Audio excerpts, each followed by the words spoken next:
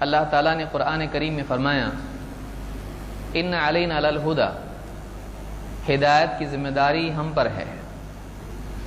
لہٰذا اللہ تعالیٰ نے انسان کو علم کے ساتھ پیدا نہیں کیا۔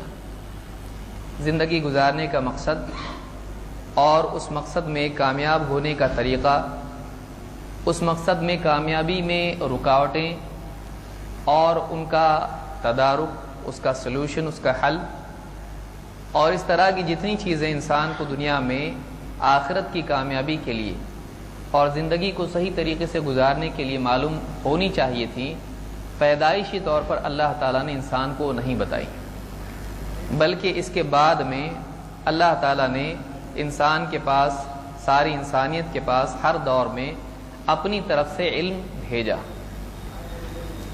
ایک تو رسول بھیجے جو انسان کی شکل میں تھے اور انسانوں کو وہ ان کی اپنی زبان میں اللہ کا پیغام سمجھاتے تھے۔ دوسرے، ان رسولوں کے پاس اللہ کی طرف سے وحی بھیجی جاتی تھی جو کتاب کی صورت میں ہوتی تھی۔ رسول اس کتاب کو لوگوں کو سمجھاتے ہیں کہ اس کتاب میں اللہ کی طرف سے کیا احکامات آئے ہیں، کس بات کا کیا مطلب ہے۔ اللہ کے احکام کی تفصیل وہ لوگوں کو سمجھاتے تھے، اور رسول دنیا سے چلے جاتے تھے، ان کے بعد بھی وہ کتاب باقی رہتی تھی۔ ان کے بعد لوگ اس کتاب سے استفادہ کر کے فائدہ اٹھاتے ہوئے اپنے عقیدے اور اپنے عمل کی اصلاح کرتے تھے، اپنی زندگی کے مسائل کے لیے اس سے رہبری گائیڈنس لیتے تھے۔ یہ سلسلہ ہمیشہ سے چلتا رہا، کئی رسول آئے، کئی کتابیں نازل ہوئیں۔ ہر دور میں انسان ایسا کرتا رہا کہ اپنی خواہشات کی وجہ سے ان کتابوں میں، رسولوں کی تعلیمات میں تحریف کرتا رہا۔ کبھی حاشیہ اپنی طرف سے لکھ دیا، کبھی بریکٹس میں کچھ چیزیں ڈال دیں، کبھی اصل کتاب کو ضائع کر دیا، کبھی کسی اور وجہ سے اللہ کی طرف سے آیا ہوا علم ضائع ہوتا رہا۔ اور اللہ ہر دور میں نئے سرے سے رسولوں کو بھیج کے پچھلی شریعت کی بعض اوقات تائید اور تاکید یا کبھی اس میں اپنی طرف سے تبدیلیاں کرتا تھا، اور نئے رسولوں کے ذریعے سے نئی باتیں لوگوں کے سامنے آتی تھی۔ اخیر میں اللہ تعالیٰ نے محمد رسول اللہ صلی اللہ علیہ وسلم کو خاتم النبیین بنا کر بھیجا، جو نبیوں کے خاتم بھی ہیں اور خاتم بھی ہیں۔ آپ ہر اعتبار سے کامل شخصیت ہیں، اور اسی اعتبار سے آپ آخری رسول ہیں۔ آپ کے بعد کوئی نبی نہیں، آپ کے بعد کوئی رسول نہیں۔ عیسیٰ علیہ السلام آئیں گے، وہ پہلے آ چکے تھے، واپس سے آنے والے ہیں، کوئی نیا رسول نہیں آئے گا۔ آپ کے بعد جب کوئی نیا نبی نہیں ہے، لہذا اسلام کی تعلیمات اور خصوصاً اللہ کی طرف سے آئے ہوئے اس دین کی حفاظت بہت ضروری ہے، اس لیے کہ اب تجدید واپس سے اس طور پر نہیں ہوگی کہ کوئی نیا نبی آ کے کچھ بتائے گا، جو لوگوں کی تحریفات کو، ان کی اپنی جو پولوشن ان لوگوں نے دین میں کر دیا ہے، اس کو ختم کریں گے۔ کوئی نیا نبی نہیں آئے گا۔ لہذا قیامت تک کے انسانوں کے لیے اللہ کے اصل حقیقی دین کی حفاظت ضروری ہے۔ اللہ تعالیٰ نے اس کا ذمہ خود لیا ہے۔ اللہ تعالیٰ نے قرآن کریم کے ایک جگہ فرمایا اِنَّا نَحْنُ نَزَّلْنَا الذِّكْرَ وَإِنَّا لَهُ لَحَافِظُونَ، اس نصیحت کی کتاب کو ہم نے ہی نازل کیا ہے، کسی اور نے نہیں، اور اس کے ہم ہی محافظ ہیں۔ لہذا اللہ تعالیٰ نے قرآن کریم کی حفاظت کا ذمہ لیا ہے، لیکن قرآن کریم کی حفاظت کا ذمہ لینے میں خود اس کی تفصیل، تفسیر، وضاحت اور اس کے معنی کی تبیین خود اپنے آپ آ جاتی ہے، کیونکہ قرآن کی حفاظت اللہ تعالیٰ نے کی تو ظاہر بات ہے صرف الفاظ کی حفاظت ہو اور لوگوں کو واقعی معلوم ہی نہ ہو کہ صلاح کے کیا معنی ہیں، زکوٰۃ کے کیا معنی ہیں، حج کے کیا معنی ہیں، اذان کے کیا معنی ہیں۔ لوگوں کو اگر یہ معلوم نہ ہو تو صرف قرآن کے الفاظ لے کر لوگ کیا کریں گے، کیونکہ قرآن صرف پڑھنے کے لیے نہیں آیا، قرآن ہدایت کی کتاب ہے، اور ہدایت کے لیے اس کا فہم ضروری ہوتا ہے، سمجھنا ضروری ہوتا ہے۔ لیکن اللہ تعالیٰ نے قرآن کا فہم نبی کریم صلی اللہ علیہ وسلم کے ذمہ کیا، قرآن کی تبیین اور اس کی وضاحت نبی صلی اللہ علیہ وسلم کے ذمہ دی۔ محمد رسول اللہ صلی اللہ علیہ وسلم کو اس بات کا مکلف کیا کہ قرآن کے الفاظ، قرآن کی آیات، قرآن کے احکام کی تبیین آپ کریں۔ تبیین بیان کرنا، بیان کرنا واضح کر دینا، کلیریفائی کرنا۔ اللہ تعالیٰ نے فرمایا وَأَنزَلْنَا إِلَيْكَ الذِّكْرَ لِتُبَيِّنَ لِلنَّاسِ مَا نُزِّلَ إِلَيْهِمْ وَلَعَلَّهُمْ يَتَفَكَّرُونَ. اور اے نبی ہم نے یہ ذکر، دیکھیے وہاں بھی ذکر ہے یہاں بھی ذکر ہے، اِنَّا نَحْنُ نَزَّلْنَا الذِّكْرَ وَإِنَّا لَهُ لَحَافِظُونَ. اس ذکر کو ہم نے نازل کیا، اس کے ہم حافظ ہیں. لیکن ذکر مجرد اکیلا نہیں ہے، اس کے لیے ایک اور چیز کی ضرورت ہے تاکہ لوگ واقعی فائدہ اس ذکر سے اٹھا سکیں. اللہ نے فرمایا کہ ہم نے اس ذکر کو اے نبی آپ کی طرف نازل کیا ہے. وَأَنزَلْنَا إِلَيْكَ الذِّكْرَ لِتُبَيِّنَ لِلنَّاسِ مَا نُزِّلَ إِلَيْهِمْ، تاکہ اے نبی آپ لوگوں کو واضح کر کے بتا دو کہ ان کی طرف، ان کے رب کی طرف سے کیا آیا ہے. معلوم ہوا کہ نبی صلی اللہ علیہ وسلم پر یہ لازم تھا کہ آپ قرآن کے معنی اور مفاہیم کو، اس کے میننگ کو لوگوں کو بتائیں.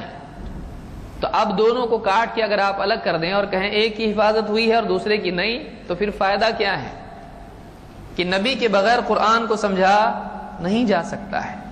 آفیشلی اللہ تعالیٰ نے اپوائنٹ کیا ہے نبی کو کہ آپ کا کام ہے قرآن کے معنی کو سمجھانا ہے آپ کو. لِتُبَيِّنَ لِلنَّاسِ مَا نُزِّلَ إِلَيْهِمْ، تاکہ آپ لوگوں کو واضح کر کے بتا دو کہ ان کے پاس ان کے رب کی طرف سے کیا آیا ہے. اگر حدیث کو آپ کاٹ کے چھوڑ دیتے ہیں تو رب کی طرف سے کیا آیا ہے سمجھ میں نہیں آئے گا. تو پھر صرف الفاظ کی حفاظت کرنے کا کیا مطلب ہے؟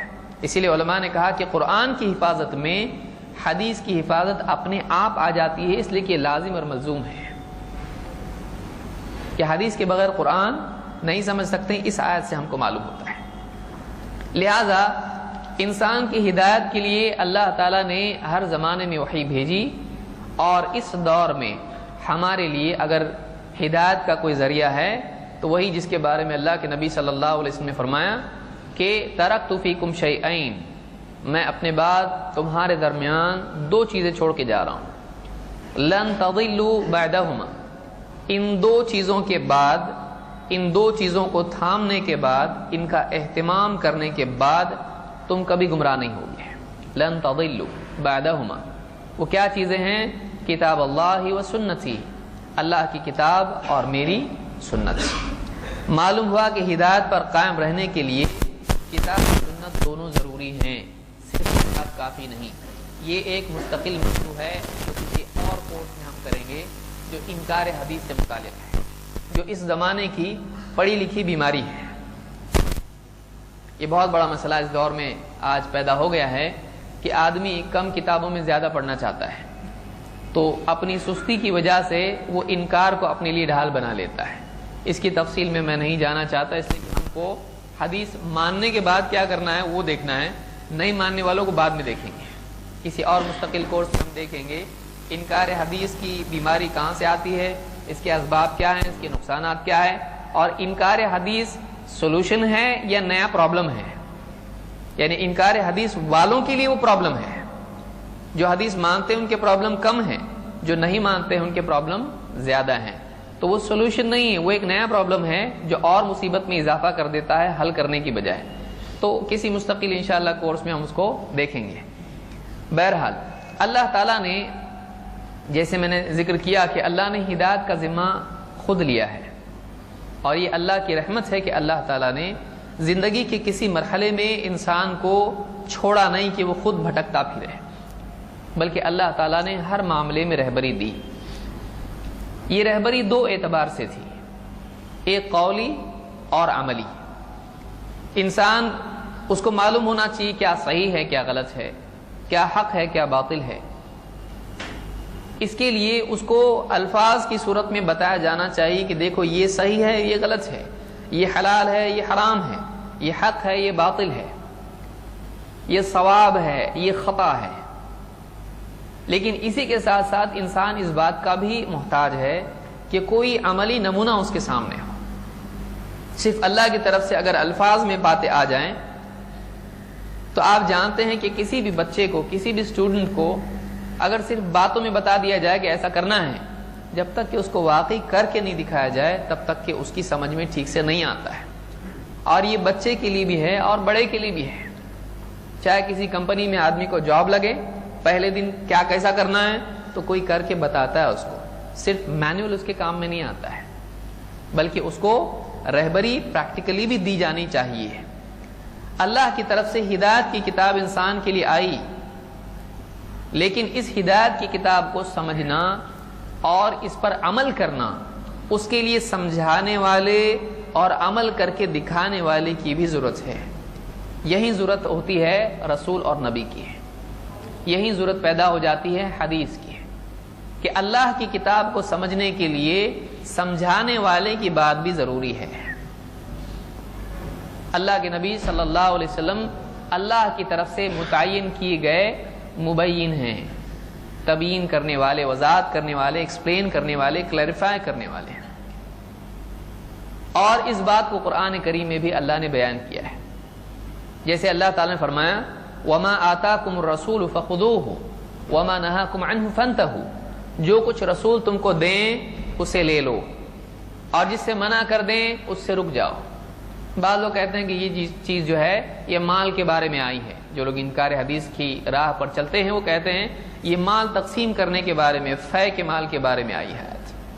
آیت میں اللہ نے ایسا نہیں کہا کہ فے کے مال کے بارے میں ہے، اللہ نے کیا فرمایا، اس میں عموم ہے، جو کچھ رسول تم کو دیں، یہ نہیں کہا فے کا مال تم کو دیں، اللہ نے کیا فرمایا جو کچھ دیں، تم کو اگر مال دیں مال لو، حکم دیں حکم دو، حکم لے لو، اگر کوئی بات کوئی تم کو وضاحت دیں، تعلیم دیں، اس کو بھی لو۔ اللہ نے یہ نہیں کہا ایک بات لو اور ایک بات مت لو، جب اللہ نے عموم اس میں رکھا ہے تو سب اس میں آتا ہے۔ اگر اللہ کے نبی صلی اللہ علیہ وسلم کوئی سزا دیں تو سزا بھی آدمی کو ماننی پڑے گی، نبی کی یہ نہیں کہہ سکتا کہ میں نہیں مانتا، ہر چیز رسول کی ماننی پڑے گی۔ تو قرآن کریم میں اللہ نے فرمایا وَمَا آتَاكُمُ الرَّسُولُ فَخُذُوهُ، جو کچھ یہ رسول تم کو دیں، اور رسول ہے اس میں، یہ رسول محمد صلی اللہ علیہ وسلم، جو کچھ تم کو دیں اسے لے لو، فَخُذُوهُ، اور وَمَا نَهَاكُمْ عَنْهُ فَانْتَهُوا، اور جس سے یہ منع کر دیں اور روک دیں اس سے رک جاؤ۔ تو اس آیت سے بات معلوم ہوئی کہ اللہ تعالیٰ نے یہ نہیں کہا جو کچھ اللہ تعالیٰ کہے اس کو لے لو، جو اللہ تعالیٰ منع کر دے اس سے رک جاؤ، اللہ نے نہیں کہا، دوسری جگہوں پر وہ بھی آیا ہے، لیکن یہاں پر خصوصی طور پر رسول کے بارے میں کہا گیا جو کچھ رسول تم کو دیں لے لو، جس سے بھی منع کر دیں رک جاؤ۔ لہٰذا یہ بات ضروری ہوئی کہ ہم دیکھیں کہ اللہ کے رسول صلی اللہ علیہ وسلم نے کیا کیا دیا ہے، کس کس چیز سے منع کیا ہے۔ تو قرآن کے علاوہ خود رسول صلی اللہ علیہ وسلم کا حکم اور ممانعت، ڈوز اینڈ ڈونٹس، جو بھی آپ نے دیا ہے، بلکہ صرف حکم نہیں، کلیریفیکیشن بھی جو رسول نے دی اس کو بھی لینا پڑے گا کہ اس آیت کا یہ مطلب ہے، فلاں قوم ایسی تھی، فلاں نبی کا یہ معاملہ تھا، جو اخبار نبی صلی اللہ علیہ وسلم نے دیے ہیں ان خبروں کو لینا پڑے گا، جو احکام نبی نے دیے ہیں یہ کرو اس کو کرنا پڑے گا، جس چیز کی ترغیب آپ نے دی ہے ایسا کرے تو بہت اچھا، اس کو بھی ماننا پڑے گا، جس چیز سے منع کر دیا رکنا پڑے گا اس سے رکنا پڑے گا، جس چیز کے بارے میں بتا نہیں کرو تو بہتر ہے اس کو چھوڑنا بہتر ہے۔ تو اللہ کے رسول صلی اللہ علیہ وسلم نے جس چیز کو کہا، جس چیز کو دیا اس کو لینا پڑے گا، جس چیز سے منع کر دیا اس سے رکنا پڑے گا۔ تو قولی اعتبار سے اللہ تعالیٰ نے مسلمانوں کو اس بات کا مکلف کیا ہے کہ رسول جو کچھ دیں لے لو، جس سے منع کرے رک جاؤ۔ حدیث کی ضرورت ہم کو یہاں پیدا ہوتی ہے، صحابہ اس چیز کو اچھی طرح سمجھتے تھے، لہٰذا انہوں نے اللہ کے نبی صلی اللہ علیہ وسلم سے صرف قرآن کو جمع نہیں کیا بلکہ آپ کے فرمان کو بھی جمع کیا، نبی کے فرمان کو بھی جمع کیا۔ لیکن بات صرف یہیں رک نہیں جاتی ہے، بلکہ رسول صلی اللہ علیہ وسلم کی عملی زندگی بھی ہمارے لیے ضروری ہے، اس کا علم بھی ضروری ہے۔ اللہ تعالیٰ نے فرمایا قل ان کنتم تحبون اللہ فاتبعونی یحببکم اللہ ویغفر لکم ذنوبکم واللہ غفور رحیم۔ اے نبی آپ کہہ دیجئے کہ اگر تم واقعی اللہ سے محبت کرتے ہو تو میری اتباع کرو، مجھ کو فالو کرو، میری پیروی کرو۔ یحببکم اللہ، اللہ بھی تم سے محبت کرے گا، ویغفر لکم ذنوبکم، اور تمہارے گناہوں کی مغفرت کرے گا، واللہ غفور رحیم، اور وہ بڑا مغفرت کرنے والا رحم فرمانے والا ہے۔ اللہ نے یہاں پر نبی کے صرف اقوال نہیں بلکہ نبی صلی اللہ علیہ وسلم کے افعال کی بھی پیروی کرنے کے لیے کہا، بلکہ یہ کہا کہ اگر تم نبی کی پیروی کرو گے، نبی صلی اللہ علیہ وسلم کو فالو کرو گے، اللہ تم سے محبت کرے گا۔ بلکہ تم اللہ سے محبت کرتے ہو، اس کا پروف ہے کہ تمہاری زندگی میں نبی کی پیروی ہے۔ تو نبی کو فالو کرنا کیسے ہوگا؟ نبی صلی اللہ علیہ وسلم نے کیا کیا، نبی نے کیا کیا وہ قرآن میں نہیں ہے، اور کیا فالو کرنا نہیں بتایا اللہ نے۔ فالو کرو عمومی طور پر ہم کو کہا گیا، کیونکہ نبی صلی اللہ علیہ وسلم کی زندگی کا ہر پہلو روشن ہے، کوئی پہلو شریعت سے خارج نہیں ہے۔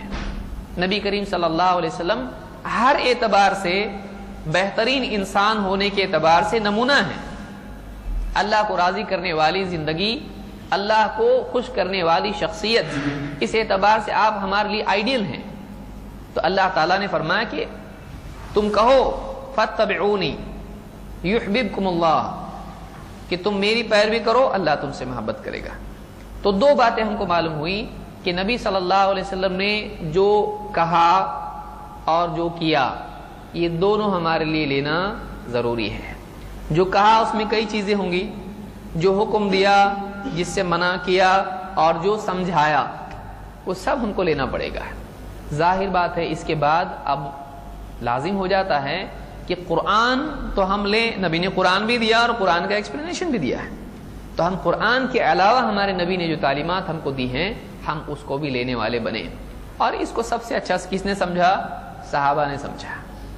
اس لیے انہوں نے اللہ کے نبی صلی اللہ علیہ وسلم کی زندگی کے تقریباً تمام پہلوؤں کو، غسل کو، استنجا کو، جس کو آدمی تذکرہ بھی کرنا پسند نہیں کرتا ہے، ہر چیز کو، چھینکنے کو، جمائی لینے کو، کروٹ بدلنے کو، چلنے کو، بیٹھنے کو، لیٹنے کو، مسجد، بازار، جنگ، گھر کی زندگی، غسل، پیشاب پاخانہ، ہر چیز زندگی کی اللہ کے نبی صلی اللہ علیہ وسلم کی محفوظ کر دی، تاکہ قیامت تک کے انسانوں کے لیے رہبری مل جائے۔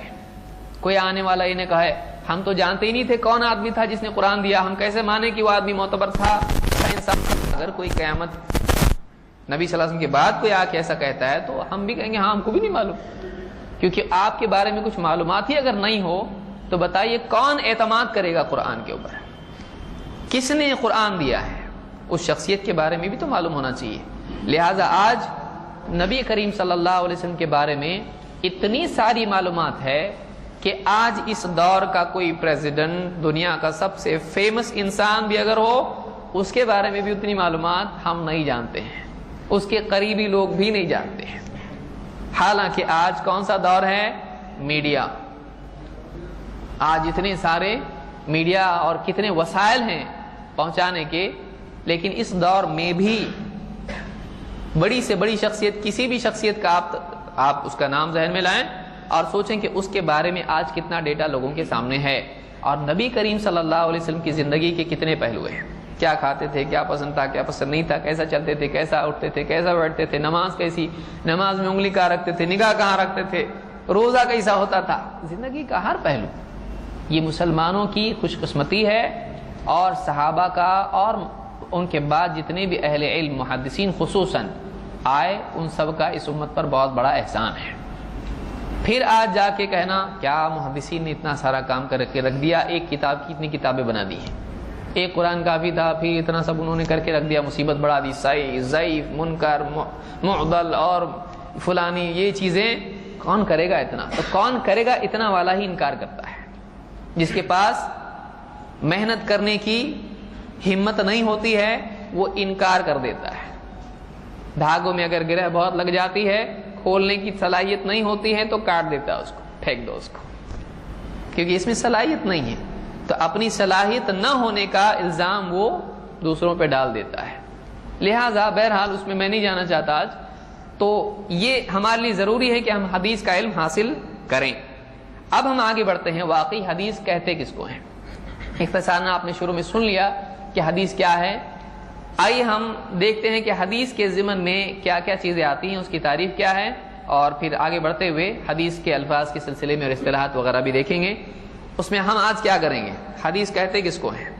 پورے دن بھر کا میں خلاصہ شروع میں دے رہا ہوں تاکہ آپ کے ذہن میں رہے اور آپ کو معلوم ہو کیا ہونے والا ہے۔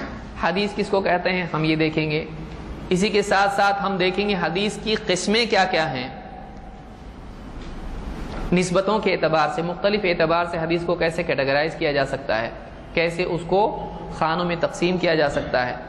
پھر اسی طرح سے ہم دیکھیں گے کہ حدیث کی تحقیق کی اہمیت کیوں ہے، کیا حدیث کی تحقیق کرنا چاہیے یا نہیں، صحیح ضعیف معتبر غیر معتبر کی تقسیم اس کی ہونا چاہیے کہ نہیں۔ پھر اس کے بعد ہم دیکھیں گے راوی کس کو کہتے ہیں اور وہ کیوں غیر معتبر ہو جاتا ہے، کیوں اس سے حدیث نہیں لیتے ہیں، کیوں ریجیکٹ کر دیتے ہیں کسی راوی کو۔ اور پھر ہم دیکھیں گے کہ راوی کو ریجیکٹ کرنے کی وجہ سے یا کسی اور وجہ سے حدیث کیسے غیر معتبر ہوتی ہے اور ان کو کون کون سی کیٹیگریز میں ڈالا جاتا ہے، کن وجوہات سے حدیث ضعیف ہو جاتی ہے اور ضعیف حدیث کی کتنی قسمیں ہیں۔ تو ہمارا بہت ٹائٹ شیڈول آج ہے، بہت زیادہ ہم کو کرنا ہے، ٹائم ہمارے پاس بہت کم ہے۔ تو جو لوگ جن کو نیند آتی ہے، جن کو بھوک لگتی ہے، جن کو پیشاب پاخانے کی بار بار ضرورت پڑتی ہے، جن کو بیڑی تمباکو والے تو اللہ کرے توبہ کریں، تو یہ چیزیں نہیں ہونا چاہیے۔ بہرحال یہ بہت ہی زیادہ مواد ہے اور کبھی کبھی ایسا ہوتا ہے کہ اتنا سارا علم ایک ساتھ برداشت نہیں ہوتا ہے کہ کبھی حدیث کے بارے میں معلوم نہیں کیا کہ صحیح ضعیف کیا ہوتا ہے، اور ملا تو ایک دم چھپر پھاڑ کے ایک ساتھ اتنا سارا مل رہا ہے، تو کبھی کبھی وہ برداشت نہیں ہوتا ہے۔ بہت سارے لوگ گھبرا جاتے ہیں کہ اتنا علم ہم کو نہیں چاہیے، اتنی ڈیٹیل ہم کو نہیں چاہیے، سر درد ہو رہا ہے ایک دم، کبھی اتنا پڑھا نہیں۔ تو ایسا ہو سکتا ہے کسی کے ساتھ میں۔ ہمت کریں، دل کو کھلا رکھیں اور یہ سوچیں کہ ایسا کوئی مشکل معاملہ نہیں ہے، پہلی مرتبہ بھی نہیں سمجھے گا، دوسری مرتبہ میں سمجھ میں آئے گا، لیکن کبھی نہ کبھی تو شروعات کرنی پڑے گی۔ اور خصوصاً کوئی آدمی اپنے آپ کو اہل حدیث کہتا ہے اور اس کو حدیث کے بارے میں نہیں معلوم ہے، تو یہ بہت افسوس کی چیز ہے۔ یعنی کم سے کم ہم کو تو معلوم ہونا چاہیے۔ اسی لیے سفیان الثوری وغیرہ نے کہا ہے کہ اہل الحدیث جو ہیں، یہ فرشتے جو ہوتے ہیں یہ آسمان کی حفاظت کرتے ہیں اور اہل حدیث زمین میں حفاظت کرتے ہیں۔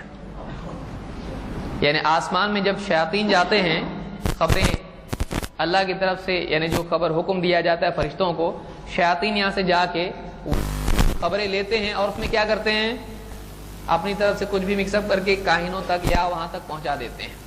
تو شیاطین جو ہے گمراہی کے لیے اس طرح کی چیزیں کرتے ہیں، پھر اس میں کاہن اپنی طرف سے اور بڑھا دیتا ہے۔ تو شیاطین آسمان کی خبروں کو لینے کے لیے، چوری کے لیے وہاں جاتے ہیں، تو ان کو کون بھگاتا ہے وہاں سے؟ فرشتے۔ اور زمین میں جو حدیث کے سلسلے میں، دین کے سلسلے میں ملاوٹ کے لیے یہاں وہاں گڑبڑ کرتے ہیں، تو ان کو بھگانے والے اور ان کو پکڑنے والے کون ہیں؟ یہ اہل حدیث ہیں۔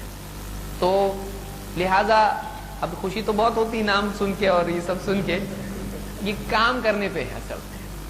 ہم نام سے بہت جلدی خوش ہونا سیکھ گئے ہیں، کام کرنا چاہیے اس میں۔ ذرا سا کچھ آیا دیکھو کتنا اہل حدیث کے بارے میں کتنا ہے، کام کہاں ہے ہمارا؟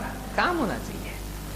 اس لیے حدیث میں اللہ کے نبی صلی اللہ علیہ وسلم فرماتے ہیں کہ من بطأ به عمله لم يسرع به نسبه، جس کو اس کا عمل پیچھے کر دے، اس کو اس کا نسب آگے نہیں کر سکتا ہے۔ نسب ہم فلانے خاندان کے ہیں، ہم نبی کے خاندان کے، جو بھی اچھی بات ہے، لیکن آپ کا کام کہاں ہے؟ تو جس کا کام اس کو پیچھے کر دے، اس کا نام اس کو آگے نہیں کر سکتا ہے۔ لہذا واقعی ہم کو اس لقب، اس نام کے مطابق کرنے کی کوشش کرنا چاہیے کہ ہم حدیث کا علم رکھنے والے ہوں، اس کی حفاظت کرنے والے ہوں اور اس کی دعوت، اس پر ایمان اور عمل رکھنے والے ہوں۔ اللہ تعالیٰ اس کی ہم کو توفیق عطا فرمائے۔